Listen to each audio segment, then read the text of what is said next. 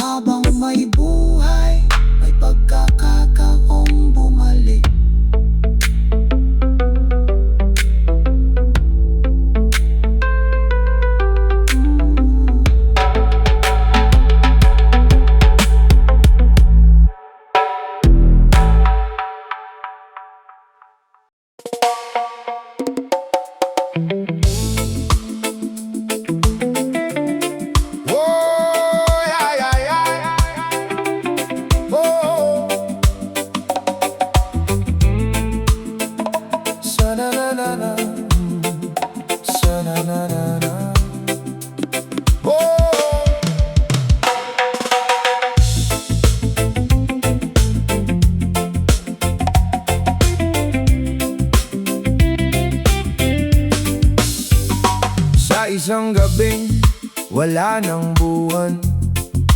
May isang anak na tahimik na nakatanaw sa kawalan. Ang dating pangarap ay naging alaala, at ang sariling pangalan ay hirap ng maalala. May pintuang minsan niyang piniling buksan, hindi niya alam kung saan siya dadalhin yan. Sa unang hakbang, akala niya'y saglit lang, ngunit ang dilim pala'y may kamay na humihila sa kanya pababa. Sa bawat umaga, ibang muka ang nakikita. Sa bawat gabi, mas malayo sa dating siya. At sa tahimik na sandali, bago pumikit ang mata, isang pangalan lamang ang kanyang tinatawa: Ina.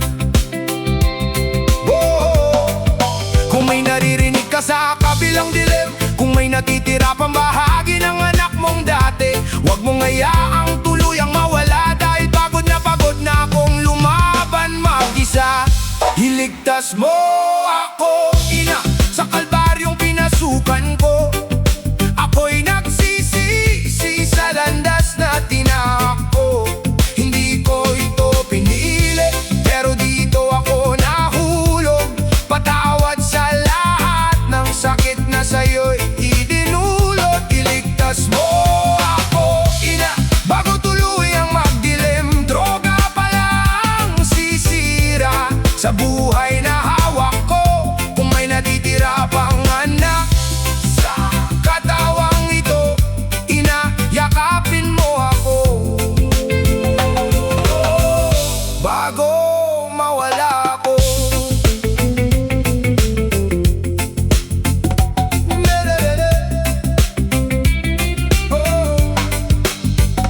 Sa mesa, may lumang larawan ng aming tahanan. Nakatingin akong matagal sa batang walang kasalanan. Hindi ko alam kung kailan ako nagbago, kung kailan ang pangarap ko'y napalitan ng pagtatago.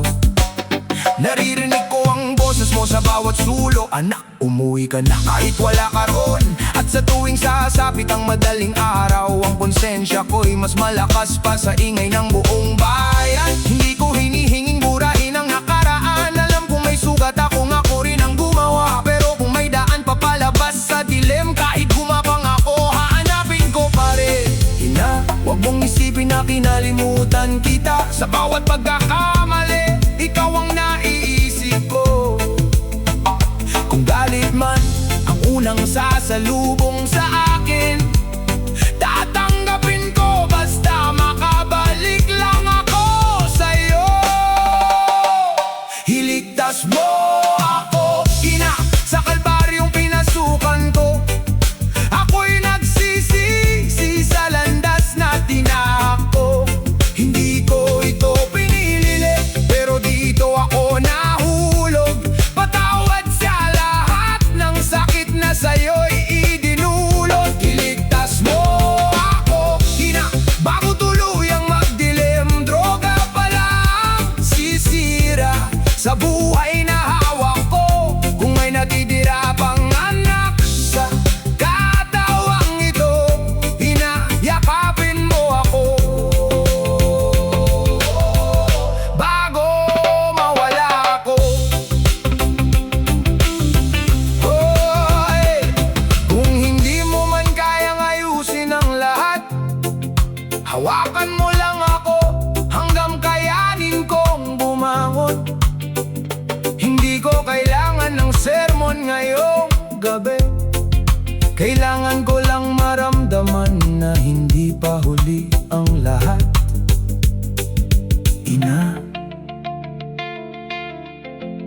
kung may daan pabalik, samahan mo ako. Iligtas mo ako, Ina, sa kalbaryong pinasukan ko. Ako'y nagsisisi, patawad sa lahat ng nagawa ko. Hindi ko ito pinili, ngunit ako'y kailangang lumaban, dahil ayokong ng droga ang maging huling hantuman. Iligtas mo ako,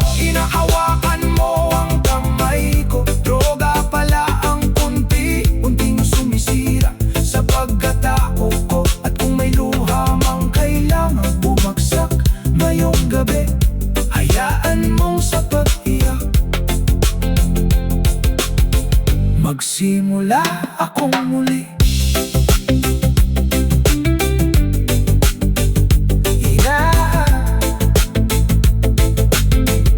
Patawad, gusto ko nang umuwi.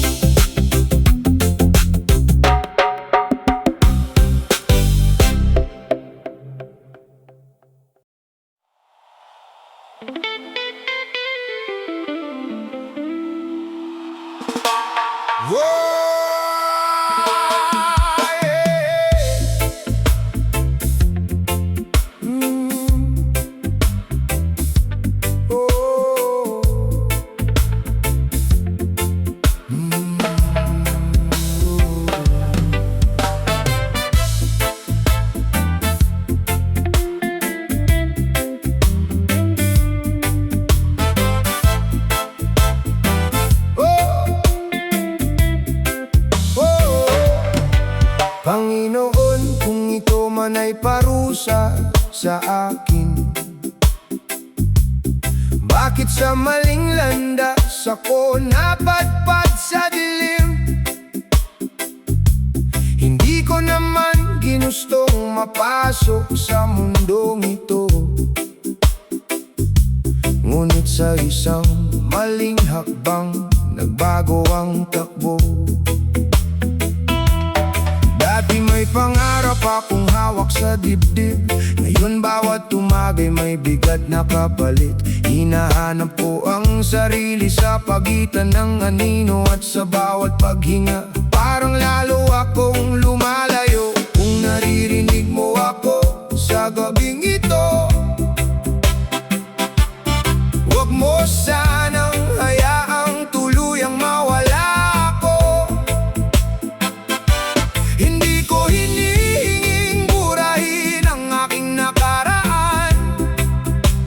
Bigyan mo lang ako ng lakas para muling makapagsimula. Panginoon, patawad kung ako'y naligaw sa mundong ayaw ko namang maging tahanan ko. Hindi ko ginustong makulong sa droga, pero ngayon sarili ko'y hindi ko na makilala. Panginoon, kung ito man ay pagsubok, wag mo akong hayaang tuluyang malunod. Kahit isang munting liwanag, ituro mo sa akin para sa dilim na ito makabalik pa rin.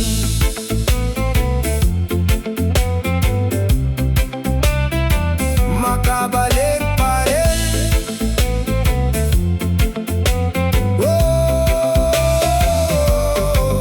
Mga gabing kinakausap ko ang sarili, hanggang kailan ako magiging ganito?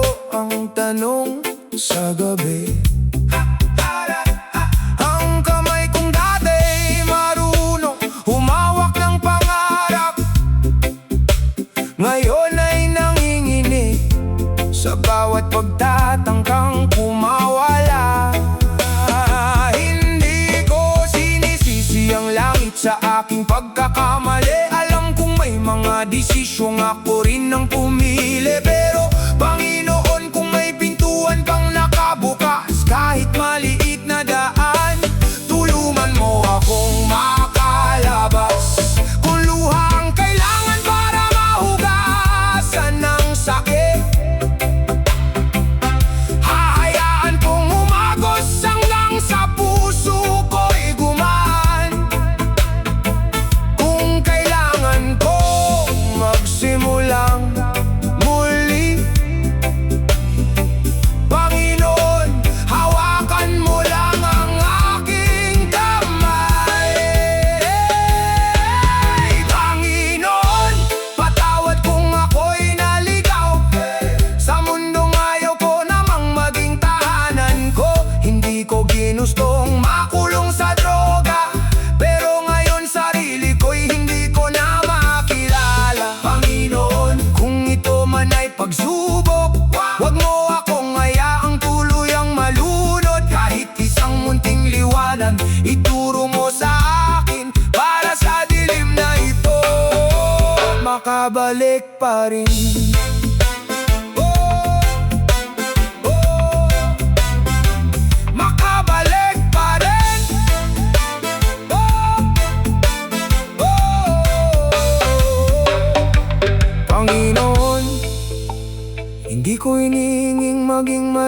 ang nakaraan.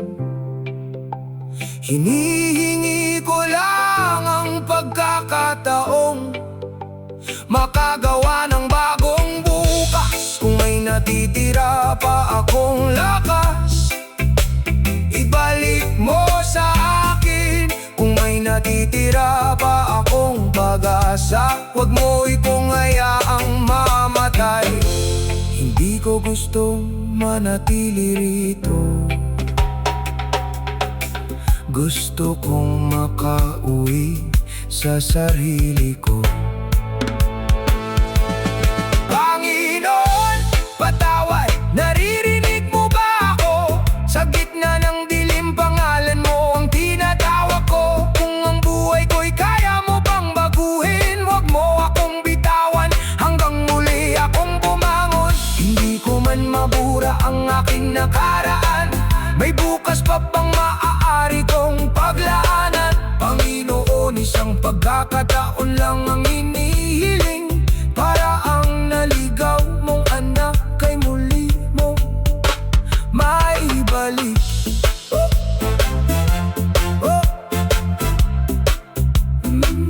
Panginoon, patawad. Ayoko nang bumalik sa dilim.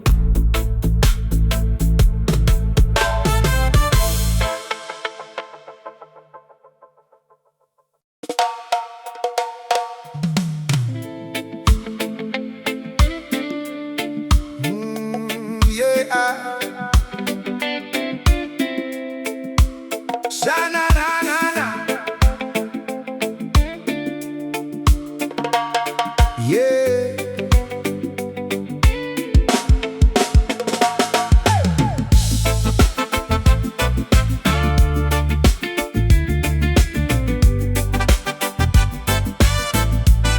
Sa ilalim ng ilaw, nakatayo ang isang ina. Tahimik na pinagmamasdan ng anak niyang nag-iisa. Dating batang mahilig tumawa at mangarap, ngayon ay sa droga unti-unting nalulunod at nawawaglit. Sa bawat gabi, siya'y naghihintay sa pintuan, umaasang ang anak niya'y muling uuwi ng maayos. Ngunit sa bawat pagbukas ng pintuan sa gabi, takot ang unang sumasalubong bago pa man siya makita. Hindi ko kayang mawala ka, anak, pero hindi rin kita kayang panoorin na mawala. Kung pagmamahal ko'y kailangang masaktan, patawarin mo ako. Kailangan kong lumaban, kailangan kitang isuko, anak, para mailigtas ka. Kahit puso kong isang ina ay ayaw kang pakawalan. Hindi dahil ayoko sa'yo, hindi dahil galit ako, kundi dahil mahal kita, kaya ginagawa ko ito.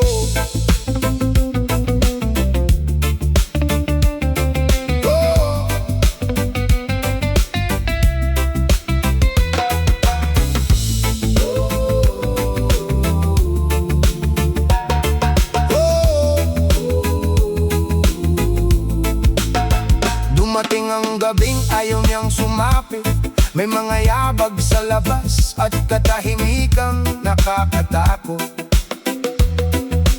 Sa likod ng pinto, naroon ang kanyang anak, ngunit ang dating anak niya'y parang hindi na niya kilala. Ma, wag mo akong iwan, mahina niyang sambit habang nakayuko sa harapan. Gusto niyang yakapin, gusto niyang sabihin, anak, nandito lang ako, hindi kita iiwan. Ngunit may desisyong kailangang harapin, dahil ang droga'y unti-unti nang kumukuha sa kanyang buhay. Minsan ang tunay na pagmamahal ay ang paggawa ng bagay na pinakamahirap gawin. Anak, hindi kita itinatapon,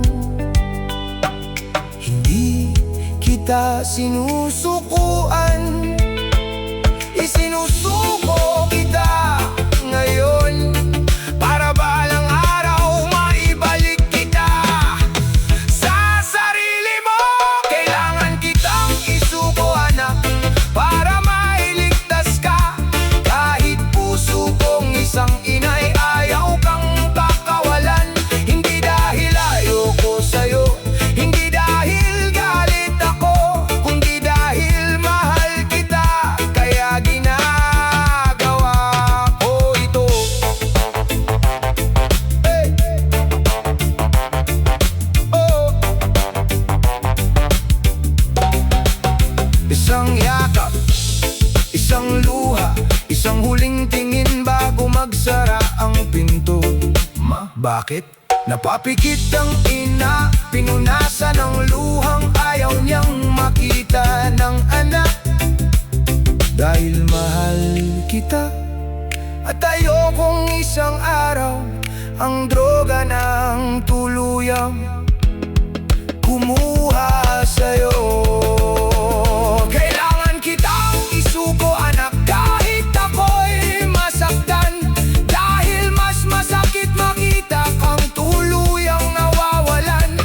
Kung ang layo ko muna ang kailangan mong paghilo, hihintayin kita hanggang makita mong muli ang liwanag. Kailangan kitang isuko, hindi para kalimutan ka, kundi para iligtas ka. Hindi kita iniwanan na, pinili lang kitang iligtas.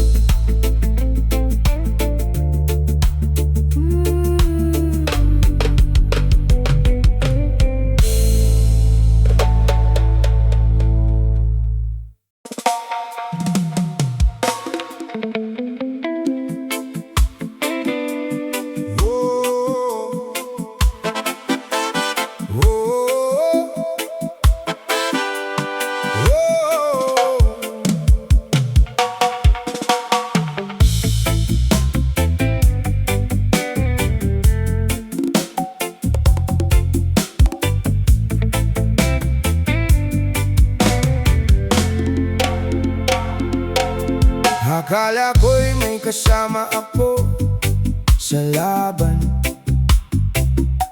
Kapag mabigat ang mundo at wala nang malapitan, akala ko'y kaya nitong patahimikin ng sakit. Ngunit bawat sandali, lalo pala akong nabibihag sa dilim. Unti-unting nagbago ang kulay ng umaga.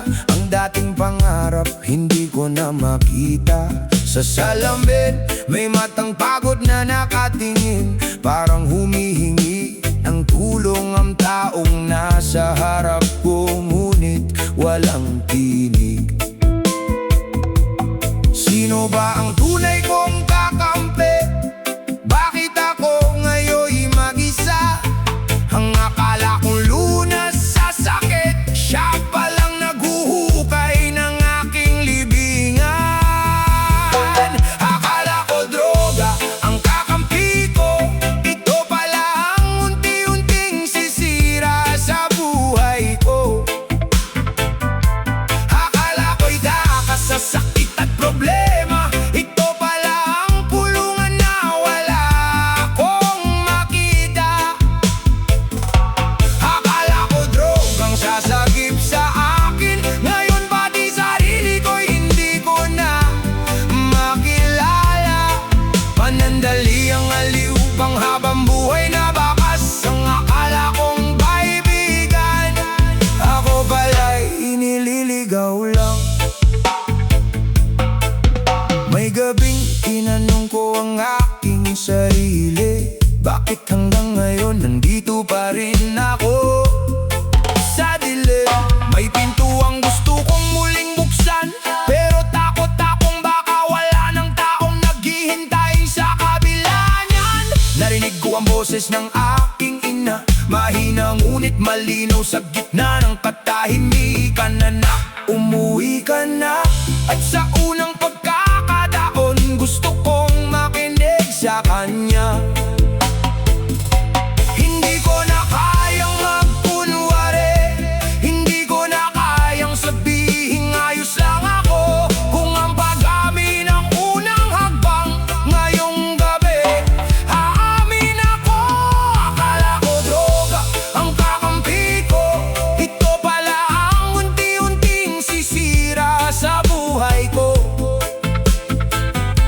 Akala ko'y takas sa sakit at problema, ito pala ang kulungan na wala akong makita. Akala ko drogang sasagip sa akin, ngayon pati sarili ko'y hindi ko na makilala. Panandali ang aliw, panghabang buhay na bakas ang akala kong kaibigan. Ako pala'y nililigaw lang ng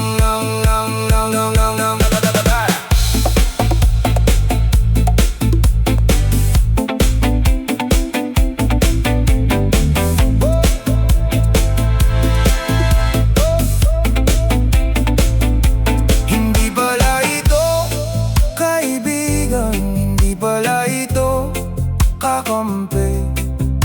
Sa bawat pagkakataong akala ko'y tinutulungan ako, mas lalo pala